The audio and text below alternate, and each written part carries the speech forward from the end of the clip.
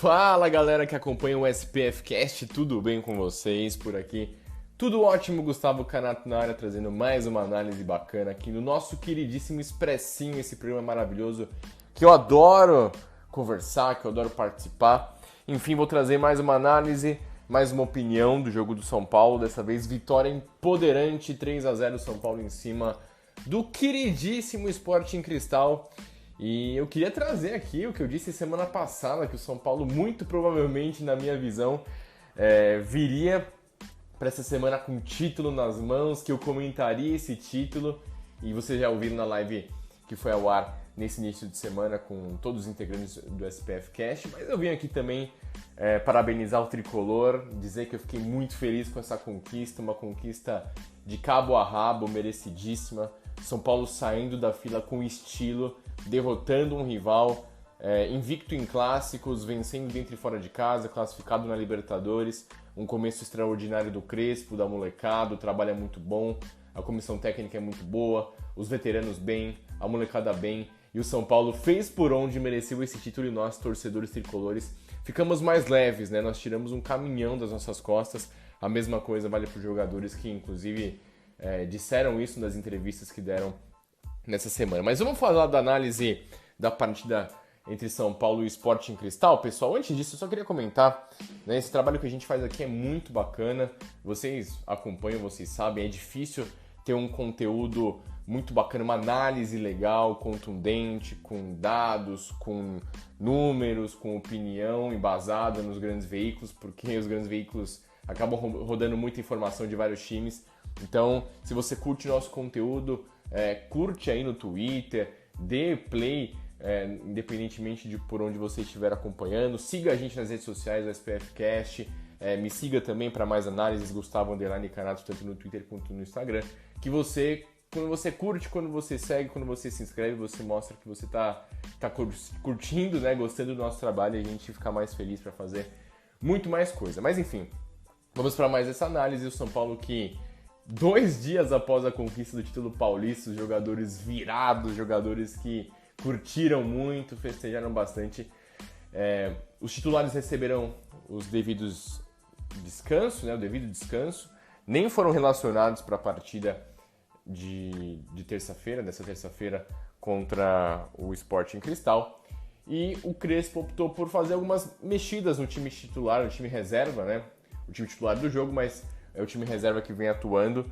Ele que vinha usando bastante o Igor Gomes como titular, o Vitor Bueno como titular, chegou a colocar o William, chegou a colocar o Thales Costa, mas ele optou por fazer algumas mudanças específicas para esse jogo dessa terça-feira. O jogo número 6 da fase de grupos da Copa Libertadores da América. Ele colocou o Hernanes e o Shailon em campo, no meio campo, e trouxe o Éder como titular, o Éder que vinha lesionado, recebeu essa oportunidade. O Hernanes que, se não me engano, não havia começado nenhuma partida na temporada como titular.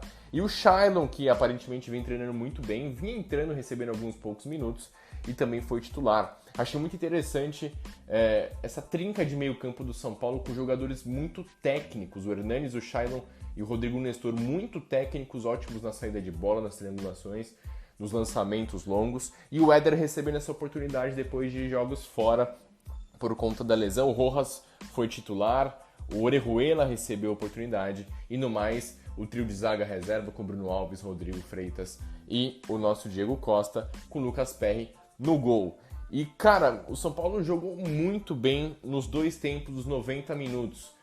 Até me surpreendeu a postura do Sporting Cristal na partida, porque nos outros jogos, seja com o São Paulo com o time titular ou reserva, tanto o Rentistas quanto o Racing optaram por marcar muito forte o São Paulo e dificultar muito a saída de bola, a saída com os laterais, travando um pouco o jogo do São Paulo. E o Sporting Cristal, que buscava uma vaga na Sul-Americana, contava ali, se o Sporting Cristal perdesse e o Rentistas vencesse o Racing, o Sporting Cristal ficaria em último no grupo. Então o Sporting Cristal precisava de um resultado bacana para se classificar em terceiro lugar.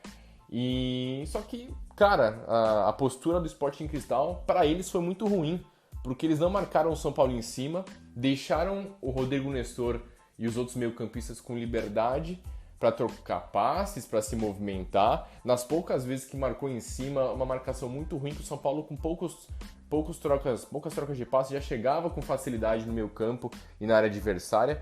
Então, o São Paulo teve muita tranquilidade. Os primeiros 10 minutos foi de bastante estudo, né, de um jogo muito aguerrido, mas a partir dos 15 minutos, quando o São Paulo troca os seus primeiros passes, a primeira triangulação, a primeira finalização com o Éder, uma finalização perigosa, o jogo simplesmente se abre para o tricolor, que tabelou, triangulou, teve tranquilidade, jogou pelo lado esquerdo, pelo lado direito, o Rojas se movimentou bastante pelos lados do campo, e o Shailon, o Hernanes e o Rodrigo Nestor com muita liberdade para trabalhar e jogar o futebol que eles sabem, cara. Partidaça desse trio de meio campo, o São Paulo foi criando, o São Paulo após essa chegada aos 15 minutos teve uma ótima bola do Rojas, que ele faz a jogada individual, limpa para um lado para o outro, chuta a bola, explode na trave e beira a risca da grande área. O São Paulo chegando com triangulações, com trocas de passes. O Sporting Cristal, cara, mal chegou, mal agrediu o São Paulo. O tricolor teve muita tranquilidade. Logo em seguida também, o São Paulo já abriu o placar com o Bruno Alves, cara. Um belíssimo cruzamento do Hernanes. Um escanteio muito bem cobrado pelo nosso profeta, capitão da equipe, na cabeça do Bruno Alves, que cabeceou, fez o gol. E não só fez o gol e abriu o placar e facilitou o jogo para o São Paulo, como também fez o gol número 300 do tricolor na história da Libertadores. Um gol muito marcante. O Bruno Alves, que é um jogador com uma história belíssima, uma família incrível, uma mentalidade maravilhosa, um jogador de alto nível, que comemorou muito o título do final de semana, mesmo sendo banco de reservas, né? Mesmo hoje sendo reservas, mas é um cara importantíssimo, ele comemorou demais, ele é merecedor de tudo que ele tem feito pelo São Paulo e abriu o placar para o tricolor. Esse jogo já escancarou a partida, o Hernanes finalizando bastante fora da área, obrigando o goleiro adversário a fazer boas defesas, o Shailon acertando ótimos passes e lançamentos, o Wellington na jogada individual pelo lado esquerdo, o Orejuela na dobradinha com o Rojas pelo lado direito, e o São Paulo fluiu super bem. Os zagueiros pouco trabalharam, foram muito seguros. A partida dos zagueiros, cara, defensivamente e ofensivamente muito boas mesmo. Ainda o São Paulo teve grandes chances, uma tabela incrível pelo lado esquerdo do Wellington com o Shailon, cara. O Shailon aparecendo muito bem na linha de fundo, cruzando na cabeça do Rojas, e ele cabeceando pro alto. O São Paulo já poderia ter matado o jogo no primeiro tempo, pelo nível de futebol, pela qualidade dos seus atletas e pela liberdade que o Sporting Cristal deu pro nosso tricolaço jogar. E o primeiro tempo acabou assim, pessoal. São Paulo em cima, vencendo por 1-0. Poderia ter feito 3 gols. O Hernanes fazendo uma boa partida. A gente vê que, assim, fisicamente ele não tá no ideal. Ele nunca mais vai voltar a ser aquele Hernanes de outras horas. Mas tecnicamente ele é muito bom. Ele acertou ótimos lançamentos, ótimos passes, deu assistência, finalizou a gol. Um pouco estabanado em alguns lances defensivos ali. Tentava daqueles dribles doidos deles em cima de 2, 3 zagueiros e dividia, batia a cabeça, mas fez uma boa partida do Profeta, merecedor dessa oportunidade. E foi assim que acabou o primeiro tempo. No segundo tempo o Crespo não fez alterações, né? Muito pelo contrário, o São Paulo foi o mesmo, só que o Sporting Cristal, certamente os jogadores receberam uma bronca no intervalo e voltaram com uma postura diferente, marcando muito em cima do São Paulo e dificultando a saída de bola. Aí sim, causando um pouco de dificuldade.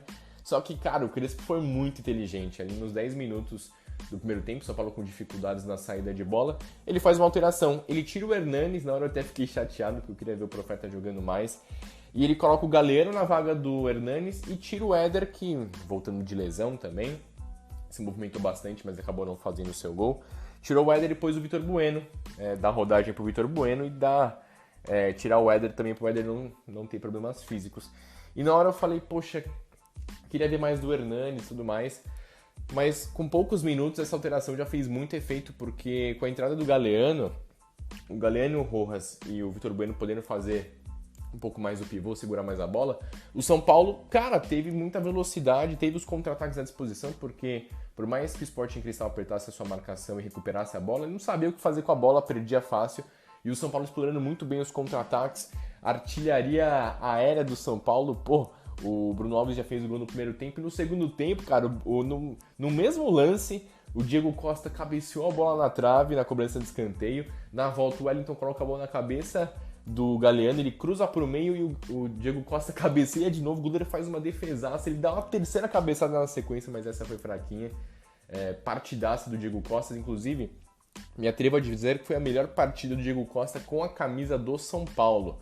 defensivamente um monstro, desarmou tudo, driblou, deu essas cabeçadas que merecia ter feito o gol e quase fez gol no contra-ataque, cara, chegando na área, finalizando e dando azar da bola batendo no travessão. Foi muito bem realmente o Diego Costa, tanto defensivamente quanto ofensivamente. Essas alterações fizeram muito efeito. O São Paulo chega ao seu segundo gol num contra-ataque incrível. Rodrigo Nestor, com toda a qualidade, com toda a elegância dele, fez um levantamento, um lançamento incrível para o campo ofensivo. O Rojas recebeu, tinha ele, tinha o Galeano, tinha o Vitor Bueno, mas ele trouxe para a perna direita e deu um tapa, cara, um tapa com nojo no ângulo esquerdo do goleirão adversário. O São Paulo fazendo 2-0, matando o jogo. Cara, acho que foi a melhor partida do Rojas com a camisa do São Paulo, das que eu me lembro, pelo menos em 2021. Um cara que ficou 2 anos parado, que voltou em alto nível, que tem ajudado bastante o São Paulo. Tem feito gols, que nem é tanta característica dele, tem jogado mais perto da grande área. É uma pena que realmente ele tá de saída do São Paulo. O Júlio Casares, o Belmonte mesmo, eles revelaram em entrevistas recentes que a proposta que foi feita pro Tricolor, do agente do Rojas pro Tricolor, é uma proposta muito alta e que o São Paulo não tem como cobrir.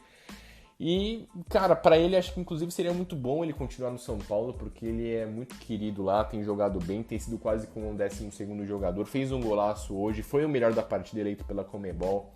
E partidaça do Rojas, cara, partidaça. As alterações do São Paulo deram muito certo. Logo em seguida do segundo gol, o Galeano rouba uma bola no meio campo, sai em velocidade, acha o Vitor Bueno, pro Vitor Bueno colocar no cantinho do gol do Sporting Cristal para fazer o 3-0. Vale lembrar que pouco antes o Vitor Bueno tinha perdido um gol bizarro, cara. O Shailon, que fez uma partidaça, arrancou pelo campo ofensivo, deu um passe espetacular, falou, faz meu filho, e o Vitor Bueno perdeu o gol, mas na sequência ele fez, tirou a seca que vinha de alguns jogos, né?